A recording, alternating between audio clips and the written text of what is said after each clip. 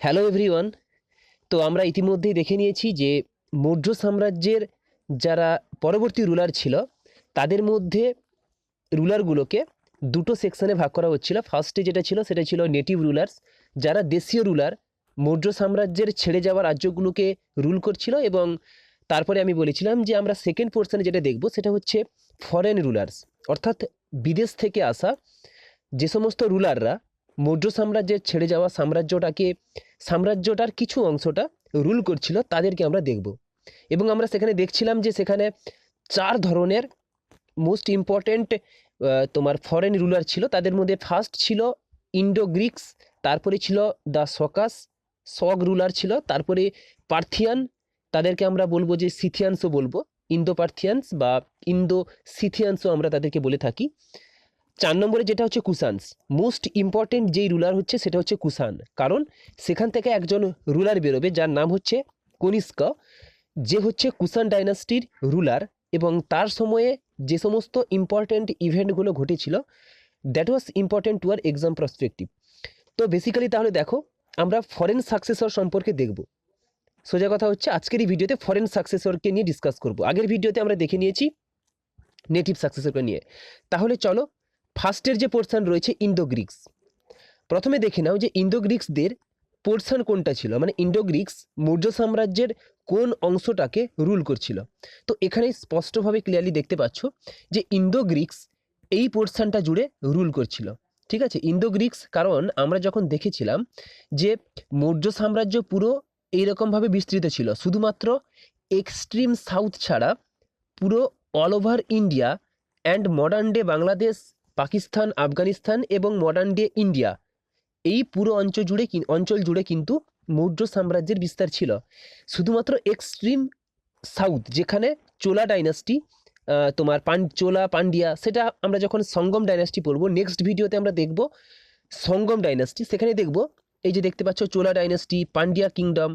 তো এদেরকে নিয়ে ডিসকাস করব। এদের আছে আলাদা একটা কিংডম, এদেরকে বলতে পারো নেক্সট সেপারেট একটা লেকচারে আমরা ডিসকাস করে নেব, কারণ এদের সম্পর্কে ইম্পর্টেন্ট কিছু কিছু ফ্যাক্টকে আমাদের জানা প্রয়োজন।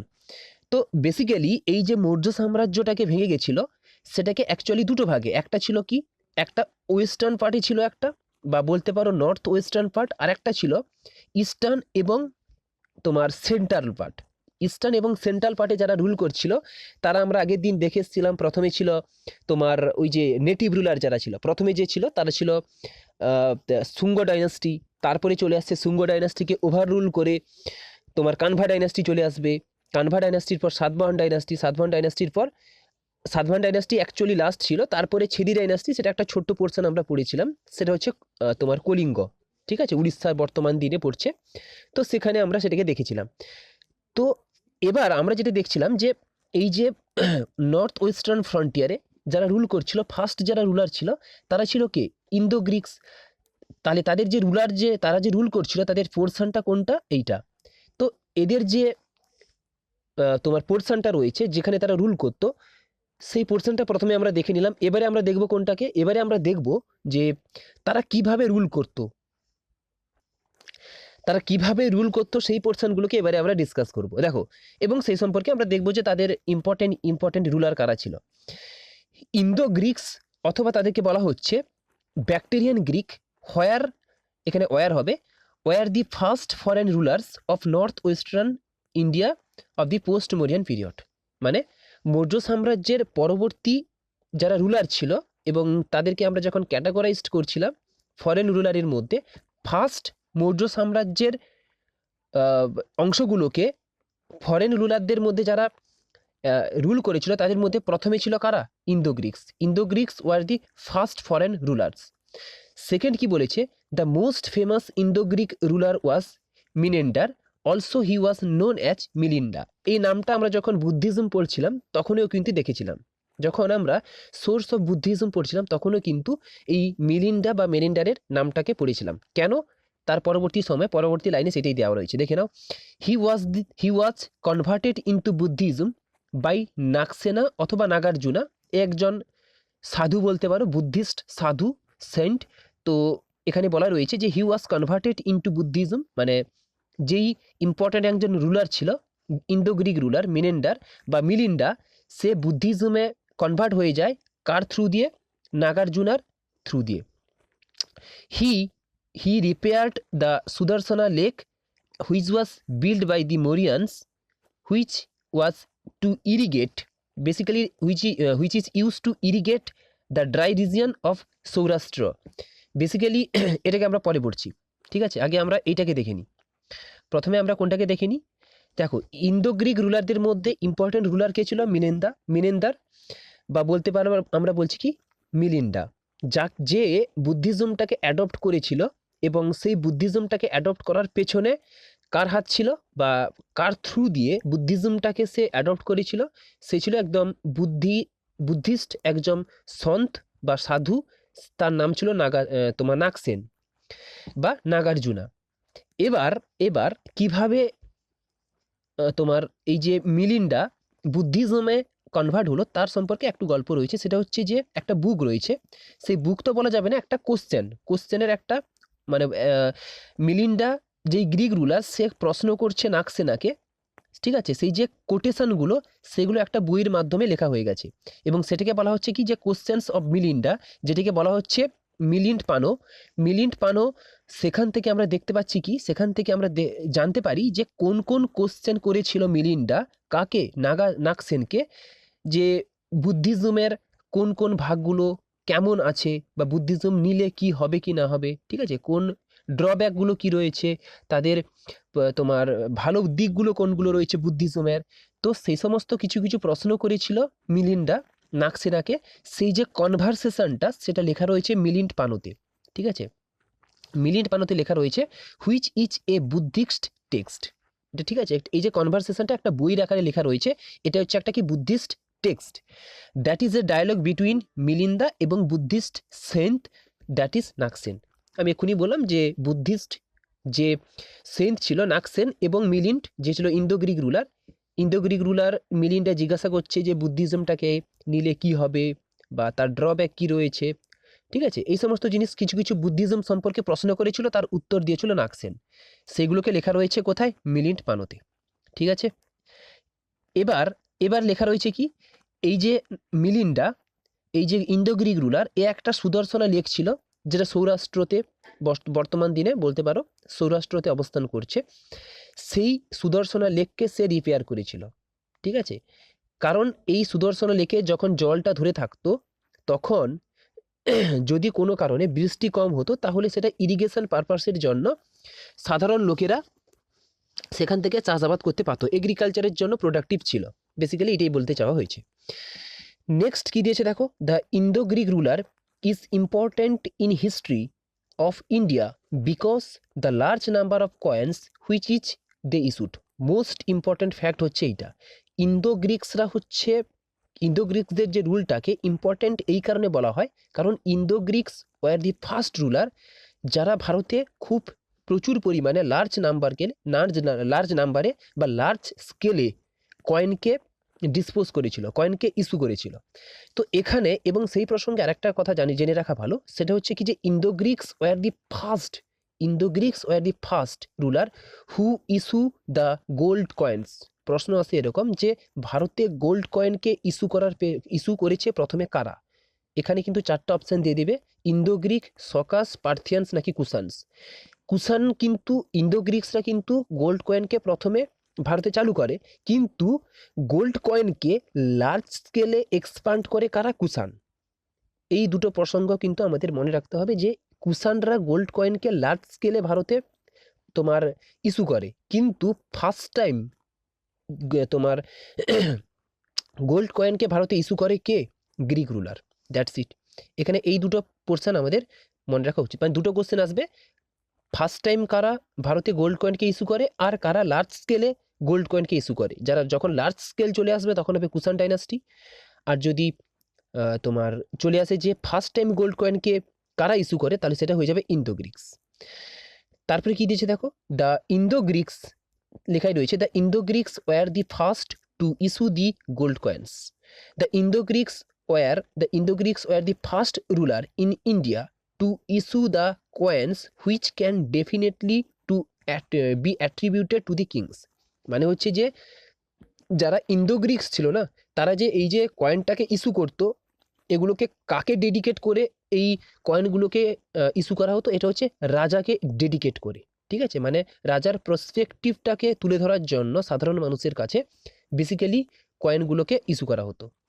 দে introduced Hellenic or Greek feature in art. Most important একটা কনসেপ্ট, যে যেহেতু গ্রিক এরা, তাহলে গ্রিক দেশ থেকে এসছে, ভারতের আর্কিটেকচারে একটা ইম্পর্ট্যান্ট রোলকে প্লে করে এই ইন্দো গ্রিক্সরা। কেন? কারণ এরা ভারতের আর্কিটেকচারের মধ্যে হেলেনিক যে আর্কিটেকচার, হেলেনিক মানে কি? ভারতের যখন এদের পূর্বে ভারতের যে সমস্ত আর্কিটেকচারগুলো ছিল সেগুলো কেমন ছিল? দেশীয়। কিন্তু সেখানে গ্রিক ফিচারকে অ্যাড করে কারা? সেখানে গ্রিক ফিচারকে অ্যাড করে ইন্দো গ্রিক্সরা। এই যে গ্রিক ফিচার, এটাকে আমরা বলছি কি? Hellenic feature. ঠিক আছে? এটাকে বলছি আমরা কি? Hellenic feature. এটাকে অপর কথায় বলা হয়ে থাকে গ্রিক ফিচার। ঠিক আছে? তো এইগুলো মোটামুটি ছিল তোমাদের। আচ্ছা, এই হেলেনিক ফিচারের একটা ইম্পর্ট্যান্ট কনসেপ্ট আমি বলে দিই, যে গান্ধারা স্কুল অফ আর্ট, এটা আমরা পরবর্তী সময় গিয়ে পড়বো, যেটা তোমার তো কি বলে, শক কিংবা কুষাণদের সময় এটা আরও ইম্পর্ট্যান্ট হয়ে যাবে। তো এই যে গান্ধারা স্কুলটা, এটাকে স্থাপন করেছিল, সেখানে কিন্তু হেলেনিক ফিচারকে আমরা দেখতে পাই।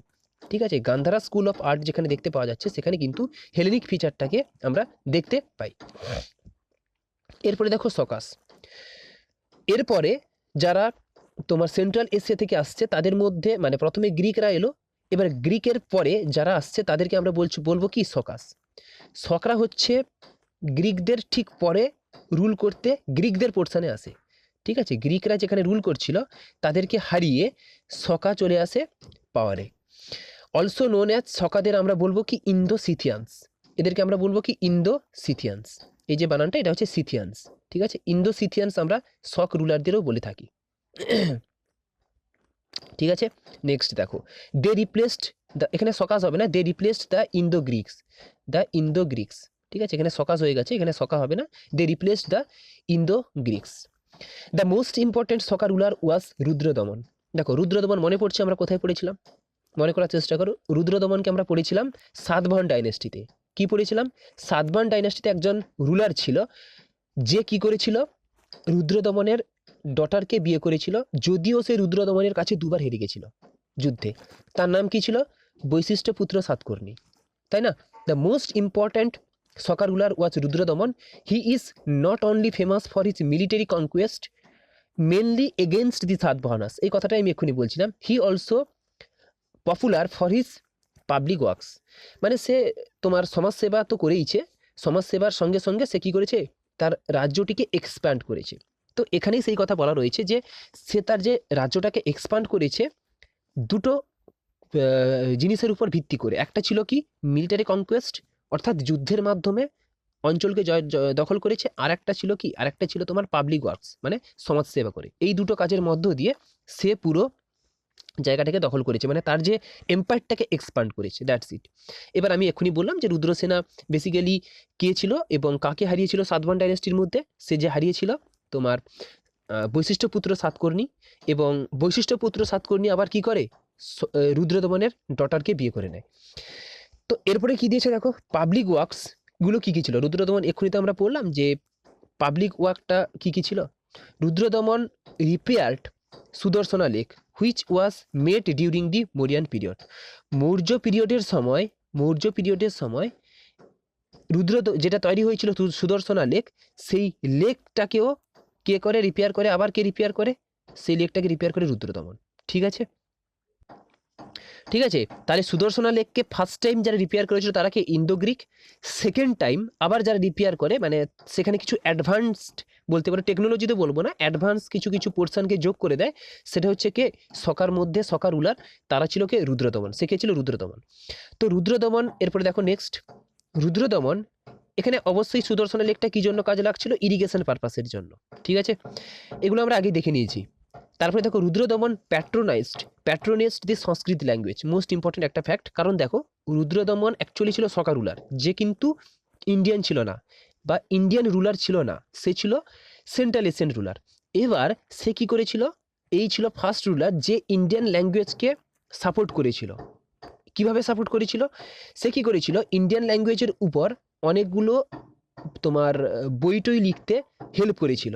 এখানে সেই কথাগুলো বলা রয়েছে যে তোমার Rudradaman patronised the Sanskrit language, মানে সংস্কৃত ল্যাঙ্গুয়েজের উপর তার রুল চলাকালীন বিভিন্ন ইনস্ক্রিপশন বলতে পারো বা বিভিন্ন যে লেখালেখিগুলো সেগুলো সম্পন্ন হয়েছিল।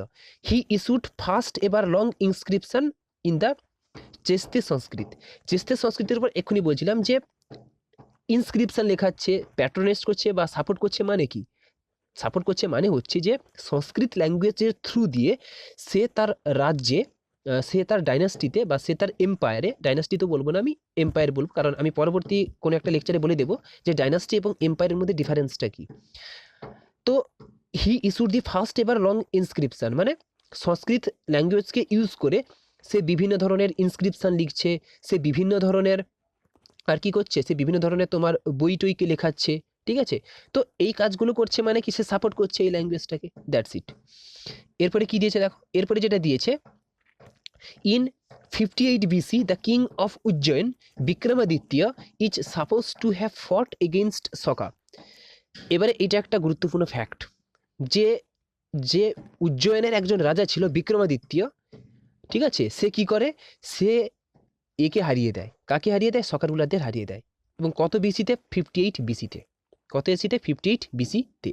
এবং তখন থেকে একটা এরা চালু হয়ে যায় এবং সেই এরাটার নাম কি ছিল? সেই এরাটার নাম ছিল বিক্রম সম্বিত, বিক্রমা সম্বাদ। বিক্রমা সম্বাদ যেই এরাটা চালু হয় সেটা কবে থেকে চালু হয়? সেটা ছিল 58 বিসি। দেখো কিছু আমি কথা বলিনি, যেমন আমরা যেই ক্যালেন্ডারটাকে ব্যবহার করছি, তার মানে আমরা যে ক্যালেন্ডারটাকে ব্যবহার করছি, মানে আজকে যদি ডেট সাপোজ মনে করো 28শে ডিসেম্বর, আজকে যদি 28শে ডিসেম্বর ডেট হয়, তাহলে এই যে ডেটটাকে 28শে ডিসেম্বর 2021, এই যে ডেটটাকে আমরা পরিমাপ করছি কিসের সাপেক্ষে? এটাকে যেই ক্যালেন্ডারের সাপেক্ষে আমরা পরিমাপ করছি সেটাকে বলা হয় গ্রেগরিয়ান ক্যালেন্ডার।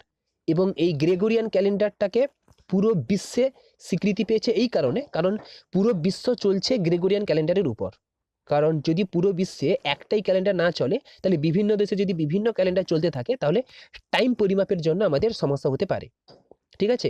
তো এই কারণে গ্রেগরিয়ান ক্যালেন্ডার হচ্ছে ইউনিভার্সাল ক্যালেন্ডার। কিন্তু আমরা যখন কুষাণ ডাইনাস্টি পড়ব, ভারতের ন্যাশনাল ক্যালেন্ডার যেটা, সেটা হচ্ছে শকা ক্যালেন্ডার। শকা ইরাতে যেই ক্যালেন্ডারটা তোমার চালু করা হয়েছিল সেটা ছিল ভারতের ন্যাশনাল ক্যালেন্ডার। এক্ষুনি আমরা দেখব, ঠিক আছে, যেখানে আমাদের ফার্স্ট মান্থ যেটা সেটা ছিল চৈত্র মাস, ঠিক আছে। তো সেটা শকা ক্যালেন্ডারে, আমরা এক্ষুনি শকা ক্যালেন্ডার সম্পর্কে দেখে নেব। এখানে আছে এই যে এটা হচ্ছে শকা ক্যালেন্ডার, যার ফার্স্ট মান্থ হচ্ছে কি চৈত্র মাস। তো এগুলোকে আমরা যখন কুষাণ ডাইনাস্টি বলবো তখন দেখব। শুধু এইটুকু মনে রাখো, ঠিক একইভাবে গ্রেগরিয়ান ক্যালেন্ডার বা গ্রেগরিয়ান এরার মতো একইভাবে 58 বিসি থেকে বিক্রম সম্বাদ একটা এরা চালু হয়ে যায় এবং সেই এরাটার টাইম পিরিয়ডটা ক্যালকুলেট হচ্ছে কোথা থেকে? 58 বিসি থেকে। তাহলে যদি 58 বিসি থেকে তোমার এটা বিক্রম সম্বেত এই যে এরাটা চালু হয়, 58 বিসিটা যে ক্যালকুলেট করা হচ্ছে, এটা কিসের উপর ভিত্তি করে? এটা ভিত্তি করছে তোমার গ্রেগরিয়ান ক্যালেন্ডারের উপর। কারণ 58 বিসিটাকে, এটাকে আমরা বলছি গ্রেগরিয়ান ক্যালেন্ডারের সাপেক্ষে। তাহলে যদি তোমাকে আজকে যদি 28 তারিখ হয়, 28শে ডিসেম্বর হয়, তাহলে এটা হচ্ছে কি গ্রেগরিয়ান ক্যালেন্ডার অনুসারে। তাহলে আমরা যদি বিক্রম সম্বাদ ক্যালেন্ডার অনুযায়ী পেতে চাই, তাহলে এখানে আমাদের কত যোগ করতে হবে? আমাদের আরো 58 বছর যোগ করে দিতে হবে। কত বছর যোগ করে দিতে হবে? 58 বছর। কারণ বিক্রম সম্বাদ এটা কিন্তু শুরু হয়ে গেছে গ্রেগরিয়ান ক্যালেন্ডারের 58 বছর আগের থেকে, তাই না? কারণ 58 বিসি মানে কি, এর শূন্যতে আসতে আরো 58 বছর বাকি আছে। তারপরে আবার 1-2 এডি শুরু হবে, অ্যানো ডোমিনি শুরু হবে, তাই না? তো বিক্রম সম্বেত যেটা হবে সেটা হচ্ছে কি 58 বছর পিছিয়ে রয়েছে। এবং সেটাকেই বলা হয়েছে কি, যে এই জিনিসগুলো তোমাদের এখানে থেকে কোশ্চেন আসতে পারে যে আমরা গ্রেগরিয়ান ক্যালেন্ডার থেকে, ঠিক আছে, আমরা গ্রেগরিয়ান ক্যালেন্ডার থেকে যদি আমরা বিক্রম সম্বেত ক্যালেন্ডারে যেতে চাই, তাহলে কত বছরকে গ্রেগরিয়ান ক্যালেন্ডারের সাথে যোগ করতে হবে? তাহলে 58 বছর যোগ করতে হবে।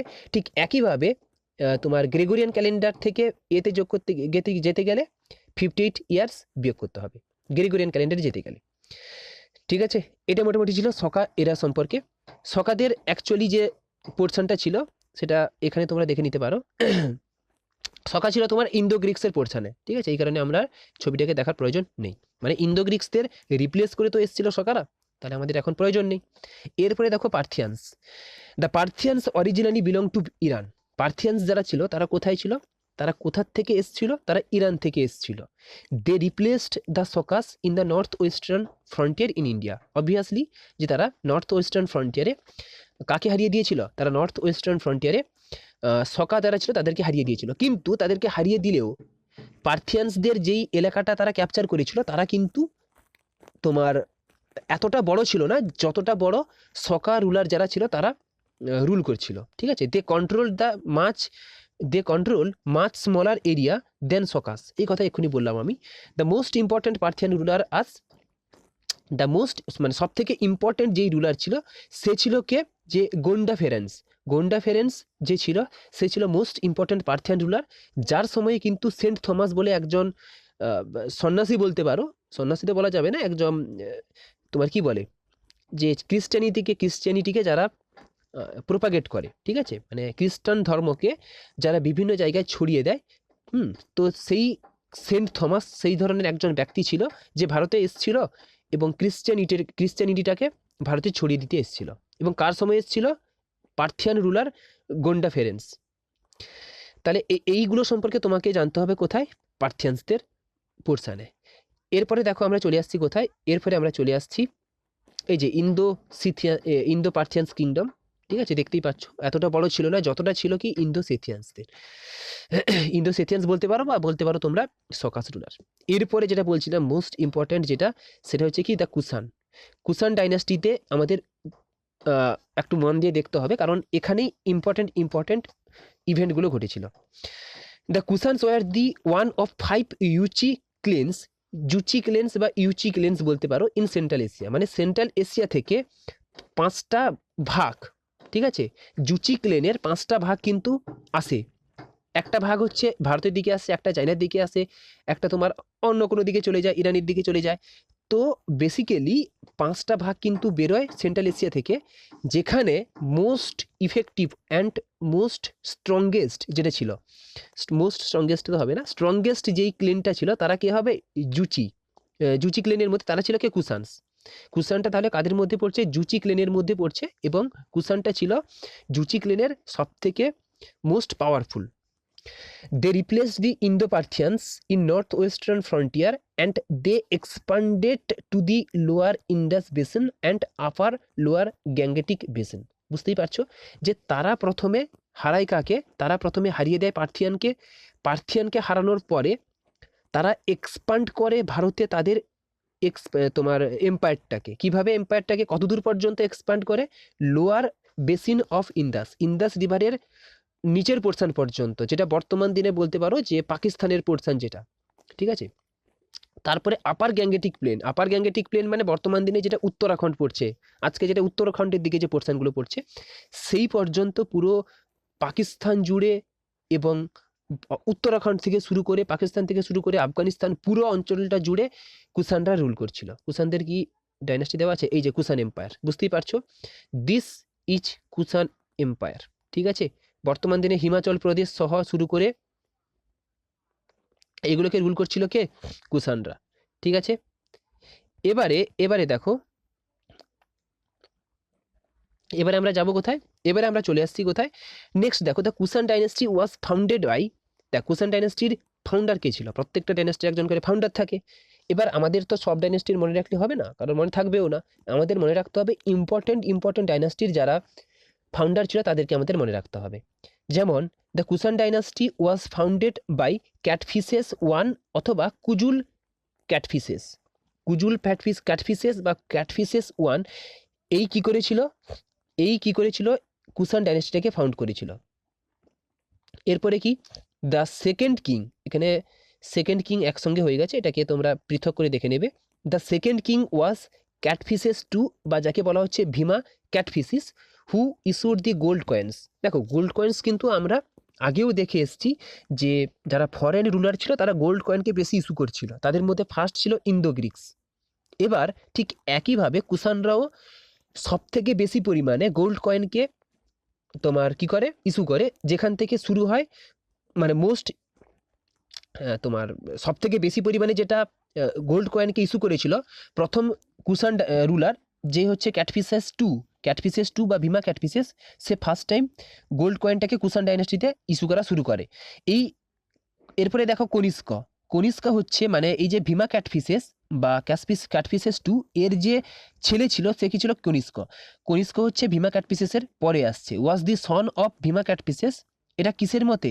রাবাতাক ইনস্ক্রিপশন, যেটা আফগানিস্তানে পাওয়া গেছে। এখান থেকে একটা প্রশ্ন আছে যে কনিষ্ক ছিল ভীমা ক্যাটফিসেসের ছেলে, এটা তো ক্লিয়ার।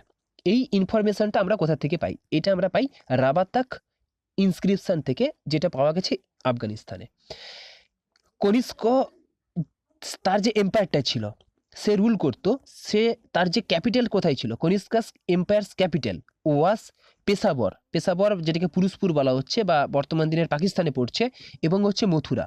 তার দুটো ক্যাপিটাল ছিল, একটা ছিল পেশাবর বা পুরুষপুরা বর্তমান দিনে যেটাকে পাকিস্তানে রয়েছে, যেটা আমি এক্ষুনি বললাম, আর হচ্ছে কি মথুরা। এই দুটো ছিল তার কি ক্যাপিটাল কনিষ্কের। এবার Kanishka worked for the preaching of Buddhism, Mahayana Buddhism. Basically তুমি বলতে পারো যে কনিষ্ক মহায়ানা বুদ্ধিজমটাকে ফলো করতো বা সাপোর্ট করতো। এটা হচ্ছে বিষয়, যে প্রিচিং মানে হচ্ছে কি, প্রিচিং মানে হচ্ছে সাপোর্ট করা বলতে পারো। তো Kanishka work for the preaching বা ছড়িয়ে দেওয়ার জন্য কাজ করেছিল আর কি। কোনটাকে? মহায়ান বুদ্ধিজম, বুদ্ধিজমটাকে ছড়িয়ে দেওয়ার জন্য। এবং বুদ্ধিজমের কোন সেক্ট? এটা হচ্ছে মহায়ান বুদ্ধিজম। হিমালয়ান তোমার বুদ্ধিজমেতে তিনটা সেক্ট ছিল, একটা ছিল কি হিমায়ান, মহায়ান, আর একটা ছিল বজ্রয়ান। তো তার মধ্যে কনিষ্ক যেটাকে সাপোর্ট করতো সেটা ছিল Mahayana. He spread Buddhism to China, Japan, Central Asia and Tibet. তিব্বত পর্যন্ত সে কি করেছিল? এটাকে ছড়িয়ে দিয়েছিল। এবং এবং এবং কনিষ্কর সময়ই ফোর্থ বুদ্ধিস্ট কাউন্সিল কনভার্টেড, এখানে লেখা রয়েছে দেখো, he convened the fourth Buddhist council, যেটা কিন্তু কোথায় হয়েছিল? কাশ্মীরের কুন্দলভনাতে। কাশ্মীরের কুন্দলভনাতে ফোর্থ বুদ্ধিস্ট কাউন্সিলটাকে অর্গানাইজ করা হয়েছিল কার আন্ডারে? কনিষ্কার আন্ডারে। মানে কনিষ্কা ওইটাকে প্যাট্রোনাইজ করেছিল, ঠিক আছে, মানে ওটাকে সাপোর্ট করেছিল। Due to his work he is often called as second Ashoka. Basically Kanishka actually কনিষ্কার আন্ডারে একটা যদি কথা বলা হয় যে কনিষ্কাকে কেন সেকেন্ড অশোক বলা হয়, এ সমস্ত তো কাজ করেছিল, বুদ্ধিজমটাকে সে সাপোর্ট করেছিল। অবভিয়াসলি অশোক কি করেছিল? কলিঙ্গ যুদ্ধের পর বুদ্ধিজমটাকে সাপোর্ট করেছিল। এবং সেই সঙ্গে সঙ্গে কনিষ্কের আন্ডারে পুরো কুষাণ ডাইনাস্টিটা অনেকটা এক্সপান্ড করে যায়।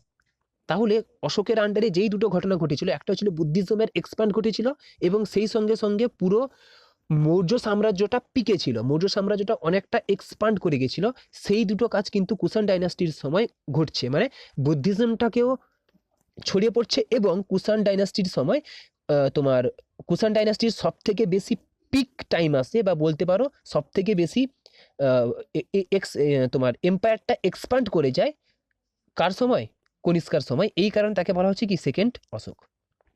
ক্লিয়ার? এরপরে দেখো, in the royal court of Kanishka a host of scholars found patronage, মানে কনিষ্কার যে কোর্ট ছিল না, কনিষ্কার যে কোর্ট ছিল, সেই কোর্টে কারা কারা বেসিক্যালি স্কলার ছিল তাদের কিছু কিছু নাম রয়েছে। একটা হচ্ছে কি পার্সভা, তারপর হচ্ছে বাসুমিত্রা, অশুভ ঘোষ, নাগার্জুনা, এক্ষুনি আমরা তো পড়ে এলাম। তারপর হচ্ছে চরক।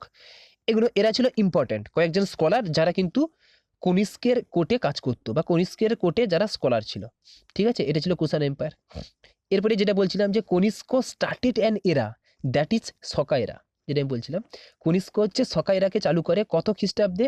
সেটা হচ্ছে 78 এডিতে। এটা লেখা নেই, এটা তোমাদের বইতে লেখা রয়েছে, দেখে নেবে যে কনিষ্ক শকা এরাটাকে চালু করে কত সালে? 78 এডিতে। That is important. কবে চালু করা হয়? 78 এডিতে। এবার এরা সম্পর্কে আমি তোমাদের বুঝিয়ে দিয়েছি। এবার এই যখন কোনো একটা নতুন এরা চালু হচ্ছে, তাদের একটা নতুন ক্যালেন্ডারও চালু হয়ে যায়। সেই ক্যালেন্ডারকে বলা হচ্ছে কি? সেই ক্যালেন্ডারকে বলা হচ্ছে যে শকা ক্যালেন্ডার, যেটা হচ্ছে ইন্ডিয়ার national calendar. Most important question, ভারতের ন্যাশনাল ক্যালেন্ডার কোনটা? গ্রেগরিয়ান ক্যালেন্ডার নাকি শকা এরার ক্যালেন্ডার? তাহলে কোনটা হবে? শকা এরা ক্যালেন্ডার। শকা এরা ক্যালেন্ডারতে দেখতেই পাচ্ছ, যখন আমরা গ্রেগরিয়ান ক্যালেন্ডারকে ভাবি, সেখানে 12টা মাস রয়েছে। ঠিক একইভাবে শকা এরার যে ক্যালেন্ডার রয়েছে সেখানেও 12টার, বা ইন্ডিয়ান ন্যাশনাল যে ক্যালেন্ডারটা রয়েছে সেখানেও 12টা মান্থ রয়েছে। সেই ঠিক একইভাবে যখন এক্ষুনি বলছিলাম যে গ্রেগরিয়ান ক্যালেন্ডারের মান্থগুলো কি কি? January, February, March, April, May, June, July, August, September, October, November, December. এই যে 12টা মান্থ থাকছে, এটা থাকছে গ্রেগরিয়ান ক্যালেন্ডারে। ঠিক একইভাবে যদি বলা হয় যে ইন্ডিয়ান ন্যাশনাল ক্যালেন্ডারের 12টা মান্থ কি কি? চৈত্র থেকে শুরু হচ্ছে, চৈত্র, বৈশাখ, জ্যৈষ্ঠ, আষাঢ়, শ্রাবণ, ভাদ্র, আশ্বিন, কার্তিক, অগ্রহায়ণ, পৌষ, মাঘ, ফাল্গুন। ঠিক আছে, যেটা আমরা বাংলায় বলে থাকি বা বাংলায় পড়ে এসেছি সেইগুলো শুরু হচ্ছে, কিন্তু এখানে একটাই পার্থক্য, এর যে মান্থটা শুরু হবে কোথা থেকে? চৈত্র মাস থেকে, নাকি বৈশাখ মাস থেকে। ঠিক আছে, কোথা থেকে শুরু হবে ইন্ডিয়ান ন্যাশনাল ক্যালেন্ডারের মান্থ? চৈত্র মাস থেকে। যেটা হচ্ছে, দেখো এখান থেকে 3 থেকে 4টা জিনিস পড়তে হবে। ভারতের ন্যাশনাল ক্যালেন্ডার কোনটা, আর হচ্ছে ন্যাশনাল ক্যালেন্ডারের ফার্স্ট মান্থ কোনটা, চৈত্র নাকি বৈশাখ। ঠিক আছে, এটা খুবই গুরুত্বপূর্ণ রয়েছে। এই কয়েকটা জিনিস পড়ে নিলে মোটামুটি এখান থেকে তোমাদের যে যা কিছু জিনিস আসুক না কেন এর মধ্যে থেকে আসবে। এরপরে দেখো কুষাণ রুলারদের, কুষাণ ডাইনাস্টি সম্পর্কে আমরা আরো কয়েকটা এক্সট্রা ফ্যাক্ট আমরা জেনে নিই। লাস্ট কুষাণ রুলার কে ছিল? বাসুদেব ওয়ান। এবং কুষাণরা কন্ট্রোল করতো সিল্ক রুট। সিল্ক রুট মানেটা কি? সিল্ক রুট হচ্ছে আর কিছুই না, ইউরোপ, এশিয়া এবং আফ্রিকা। ঠিক আছে, ইউরোপ, এশিয়া এবং আফ্রিকা, এই 3টা কন্টিনেন্ট জুড়ে, যেখানে এই 3টা কন্টিনেন্ট জুড়ে যেখানে বা যেই রাস্তার মধ্য দিয়ে ব্যবসা বাণিজ্য হতো, বা এই 3টা কন্টিনেন্টকে যোগ করার জন্য যে রাস্তাগুলো ছিল সেটাকে আমরা বলছি সিল্ক রুট। সিল্ক রুট হচ্ছে কি, যে এশিয়া, ইউরোপ এবং আফ্রিকা, এই 3টা কন্টিনেন্টকে জোড়ার জন্য রাস্তা। That's it. কুষাণ ডাইনাস্টির সময় যে সিল্ক রুট ছিল কুষাণ ডাইনাস্টির মধ্য দিয়ে গেছিল, বুঝতেই পারছো এই যে লাল পোর্শনটা, ঠিক আছে, এটা ছিল কিসের পর্যন্ত গেছিল? সিল্ক রুটের মধ্য দিয়ে গেছিল লাল পোর্শনটা। ঠিক আছে, নেক্সট এরপরে দেখো, Kushan controlled the famous silk route starting from China passing through their empire and to Iran and western Asia. This route was also source of great income to the Kushans. মানে এই যে রুটের মধ্য দিয়ে যখন ব্যবসা বাণিজ্য হবে, এটা তো অবভিয়াস যে এই রুটের মধ্যে দিয়ে ব্যবসা বাণিজ্য হলে কুষাণ যারা রুলার ছিল তাদের ইনকাম হবে, এই কথাই এখানে বলা রয়েছে।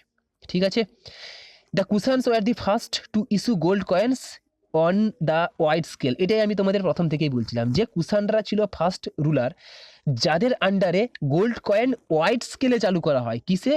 প্রচুর পরিমাণে চালু করা হয়। কিন্তু তোমাকে যদি জিজ্ঞাসা করে ফার্স্ট টাইম কোন রুলাররা তোমার গোল্ড কয়েনকে ইস্যু করে, সেটা হবে ইন্দো গ্রিক্স। দ্যাটস ইট, এইটুকু মনে রাখলে চলবে। নেক্সট দেখো, অ্যাবাউট পোস্ট মরিয়ান সম্পর্কে কিছু কিছু কথা বলা রয়েছে, যে অমরাবতী স্কুল কাদের সময় চালু হয়? সাতবাহন ডাইনাস্টির সময়।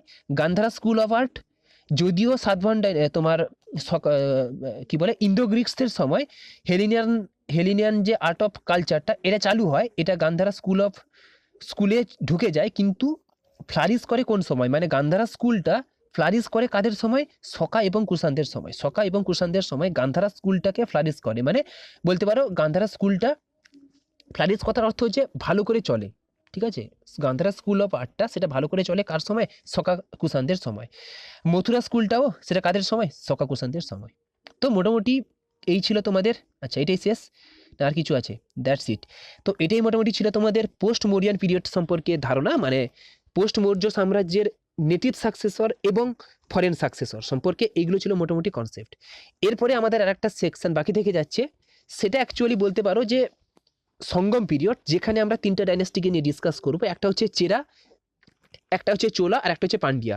চেরা, চোলা, পান্ডিয়া এরা কিন্তু পোস্ট মৌর্যানের মধ্যে পড়ে না। এরা অ্যাকচুয়ালি তোমার ভারতের যে সাউথার্ন মোস্ট পয়েন্ট, বর্তমান দিনের কর্ণাটক, তামিলনাড়ু, কেরল, এই যে পোর্শনগুলো, হ্যাঁ ঠিক আছে, এই পোর্শনগুলোতে কিন্তু অশোক কিংবা মৌর্য সাম্রাজ্যের অশোক কিংবা চন্দ্রগুপ্ত মৌর্য কেউ কিন্তু ওই পোর্শনগুলোকে ক্যাপচার করতে পারেনি, মানে এক্সট্রিম সাউথকে কেউ ক্যাপচার করতে পারেনি। আর সেই পোর্শনে কারা কারা রুল করছিল, এবং বলতে গেলে যে তোমার যারা নেটিভ সাকসেসরও ছিল এবং যারা ফরেন সাকসেসরও ছিল, তারাও কিন্তু মানে পোস্ট মৌর্যান পিরিয়ডে তারাও কিন্তু ভারতের সাউথার্ন মোস্ট পয়েন্টের যে পোর্শনগুলো রয়েছে সেগুলোকে ক্যাপচার করতে পারেনি। ঠিক আছে, সেগুলোকে আমরা আলাদা ভিডিওতে দেখে নেব, নেক্সট ভিডিওতে সেগুলোকে দেখে নেব যে সঙ্গম পিরিয়ডের যারা রুলার ছিল তারা কিভাবে অ্যাডমিনিস্ট্রেট করতো, যাতে করে তাদেরকে হারানো এত বড় মৌর্য সাম্রাজ্যের পক্ষেও কষ্টসাধ্য ছিল। ঠিক আছে, তাহলে আমরা এতক্ষণ পর্যন্ত কোনটাকে দেখে নিয়েছি? পোস্ট মৌর্য সাম্রাজ্য পর্যন্ত দেখে নিয়েছি। তার আগে দেখেছিলাম মৌর্য সাম্রাজ্য, তার আগে দেখেছিলাম আমরা কোনটাকে? মৌর্য সাম্রাজ্যের আগে আমরা দেখেছিলাম ওই বিভিন্ন তোমার সেকশনগুলো, সেটা হচ্ছে কি ওই যে বুদ্ধিজম, জৈনিজম, তারপরে ছিল কি বুদ্ধিজম জৈনিজমের সাথে সাথে কিছু রুলার ছিল। তারা যেমন কেমন ছিল যে হর্ষঙ্ক ডাইনাস্টি ছিল, শিশুনাগ ডাইনাস্টি ছিল, নন্দ ডাইনাস্টি ছিল। তো এই ডাইনাস্টিগুলো এইগুলো আমরা কিন্তু আগে দেখে নিয়েছি। ঠিক আছে, তাহলে আমাদের এখন অ্যানসিয়েন্ট হিস্ট্রিতে আর 3টা পিরিয়ড রয়েছে বাকি, সেটা এই সপ্তাহের মধ্যে আশা করি শেষ হয়ে যাবে। তো কোন কোন পোর্শন বাকি থাকছে? একটা হচ্ছে সঙ্গম পিরিয়ড, 2 নম্বর হচ্ছে গুপ্তা পিরিয়ড, আর 3 নম্বর হচ্ছে পোস্ট গুপ্তা। ঠিক আছে, এই 3টা সেকশন পড়ে নিলে আমাদের কিন্তু পুরো অ্যানসিয়েন্ট হিস্ট্রি কমপ্লিট। ঠিক আছে, তাহলে আজকের এই ভিডিওতে এতদূর পর্যন্ত। সবাই ভালো থেকো, দেখা হবে পরের ভিডিওতে। Thank you.